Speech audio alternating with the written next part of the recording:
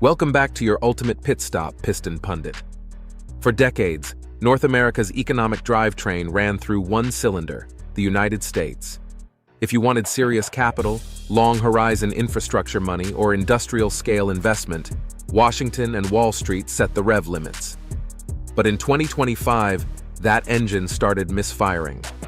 As policy volatility, tariff threats, and short-term political maneuvering crept into the system, global capital began searching for a smoother, more reliable power band. Between March and December, Canada quietly repositioned itself as the steadier platform. When one of the world's most conservative infrastructure investors chose Toronto over U.S. cities, the message was unmistakable. Here are the developments, the insights, and the outcomes driving this shift.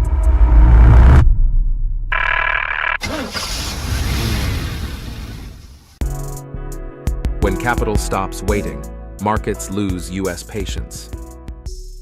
Long before a Toronto office plaque went up, the warning lights were already flashing.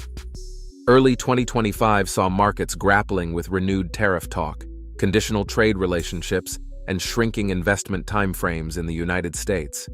For infrastructure capital, money designed to amortize over decades, this wasn't just background noise, it was systemic risk.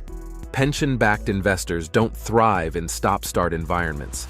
They need regulatory torque that stays consistent through multiple political cycles. When Carney took office in March 2025, his push for infrastructure independence and reduced reliance on U.S. markets was widely dismissed. Commentators framed Canada as too small and too exposed to rewrite the regional balance. But capital doesn't trade on opinion, it trades on probability. As U.S. policy signals grew more erratic, investors quietly recalculated where long-term stability actually lived. By fall, Canada's message began standing out. Instead of threats and leverage, it offered multi-decade frameworks tied to infrastructure, energy, transportation, and industrial depth. When IFM Investors announced its Toronto office in December, right at the peak of uncertainty, not after it, the implication was unmistakable. Global capital had stopped waiting for American clarity and started building parallel routes. But capital doesn't move without policy signals. So what exactly convinced investors that Canada was serious this time? Carney's infrastructure bet pays off. Capital commits. The real inflection point arrived with Canada's first Carney-era federal budget in November 2025. Rather than headline-driven spending, it introduced a framework designed to crowd in nearly $1 trillion Canadian dollars in private capital over time. The climate competitiveness strategy wasn't just environmental branding. It directly tied industrial growth to energy transition, domestic processing, and infrastructure resilience. What caught investor attention wasn't the size of the plan, but its mechanical layout. Carbon pricing certainty beyond 2030, clean technology incentives, expanded critical minerals capacity, and tight federal-provincial coordination created something markets rarely get: policy alignment. In automotive terms, this was a drivetrain engineered for endurance, not quarter-mile theatrics. For the vehicle industry, infrastructure is the hidden backbone. EV supply chains, battery plants, logistics corridors, charging networks, and grid reliability all depend on long-term planning. When roads, ports, power, and data systems are treated as strategic assets rather than political bargaining chips, risk premiums collapse. Critics focused on what the framework lacked. Investors focused on where it was heading.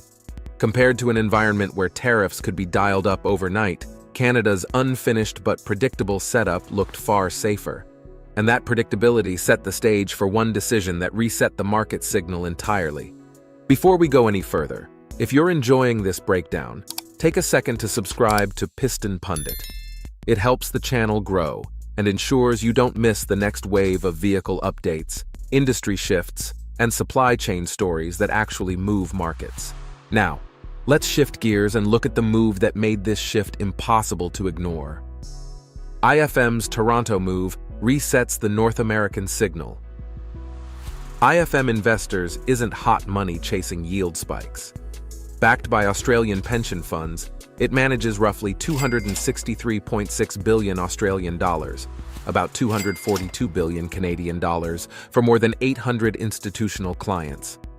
Its portfolio is built around assets that must function reliably for generations: ports, grids, utilities, transport corridors, and communications systems. When IFM commits, it commits operationally. Toronto wasn't chosen for optics. It fit IFM's long-duration investment thesis at a moment when other jurisdictions no longer did. IFM's existing Canadian assets already tell that story. Its stake in Enwave Energy supports district heating and cooling across hospitals and universities. Its ownership in global container terminals at the Port of Vancouver handles a major share of Canada's Pacific container traffic.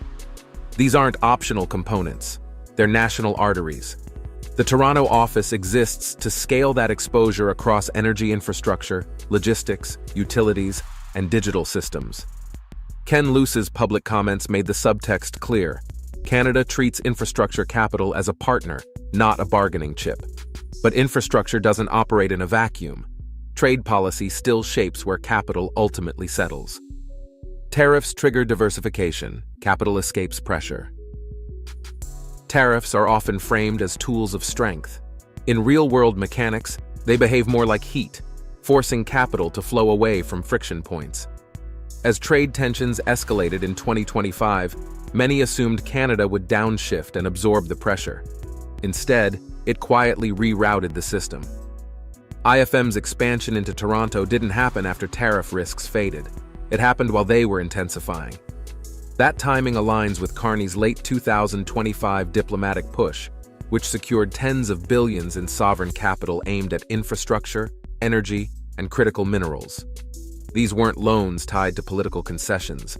They were equity commitments chasing stable, long-duration returns. Canada focused on shortening supply chains and increasing control over critical nodes.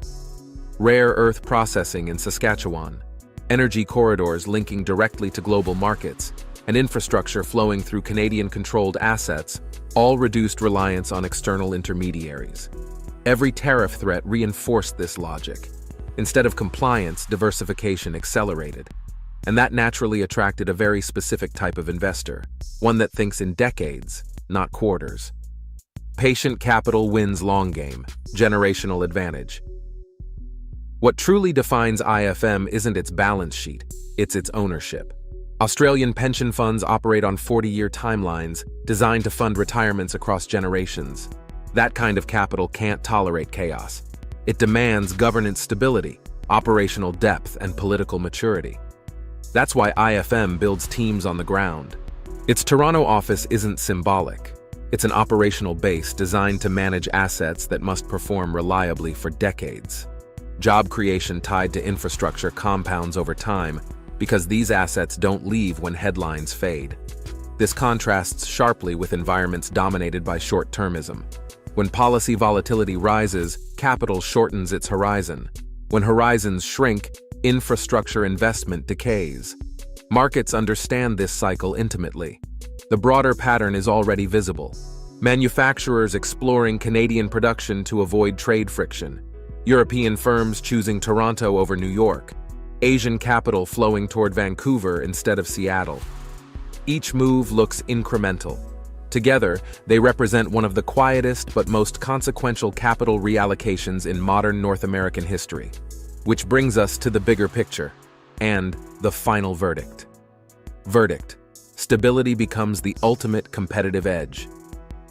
IFM investors opening a Toronto office isn't a political gesture.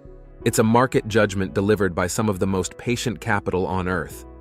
At a moment when volatility dominates elsewhere, Canada has positioned predictability, infrastructure, and partnership as competitive advantages rather than constraints. For industries tied to mobility, energy, and manufacturing, this matters more than rhetoric. Vehicles and supply chains, much like engines, depend on foundations that don't wobble every quarter. Canada is building those foundations deliberately, while others test theirs through pressure and uncertainty. So let me leave you with a few questions. Are tariffs actually strengthening economies, or simply accelerating capital flight? Is Canada's infrastructure-first strategy a blueprint other nations will eventually be forced to follow? And for the automotive industry specifically, Does long-term policy stability now matter more than short-term incentives? Share your thoughts and experiences in the comments. If you found value in this analysis, make sure to subscribe to Piston Pundit so you're notified about the next vehicle updates and upcoming videos. Thanks for spending time at the pit stop, and I'll see you in the next one. You can now check out any of the videos on the screen. There's plenty more to explore.